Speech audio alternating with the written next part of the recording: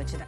പാകിസ്ഥാനുമായുള്ള അതിർത്തി സംഘർഷവുമായി ബന്ധപ്പെട്ട് അഫ്ഗാൻ പ്രതിനിധി സംഘം നാളെ ദോഹയിലെത്തും. പാകിസ്ഥാനുമായുള്ള വെടിനിർത്തൽ കരാർ നീട്ടുകയാണ് ലക്ഷ്യം. നേരത്തെ ഖത്തർ ഇടപെടലിലാണ് വെടിനിർത്തൽ യാഥാർത്ഥ്യമായിരുന്നത്. സംഘർഷത്തിൽ നിരവധി സൈനികർ ഇരുഭാഗത്തും കൊല്ലപ്പെട്ടിരുന്നു. ദോഹയിൽ നിന്ന് മുഹമ്മദ് അബ്ബാസ് ആണ് വിവരങ്ങൾ നൽകാനായി ചേരുന്നത്. അബ്ബാസ്, അഫ്ഗാൻ പ്രതിനിധി സംഘം നാളെ ദോഹയിൽ എത്തുകയാണ്. എന്തൊക്കെയാണ് ഈ സന്ദർശനത്തിന്റെ പ്രധാനപ്പെട്ട ലക്ഷ്യം? അമൃത, കുറച്ചു കാലമായി പാകിസ്ഥാനും അഫ്ഗാനിസ്ഥാനും ഇടയിൽ അതിർത്തി സംഘർഷം നിലനിൽക്കുന്നുണ്ട്. ഏകദേശം 2200 കിലോമീറ്റർ വരുന്ന അവരുടെ ഡ്യൂറന്റ് ലൈൻ എന്ന് പറയുന്ന ഒരു രേഖയുണ്ട്, ഒരു അതിർത്തി രേഖയുണ്ട്.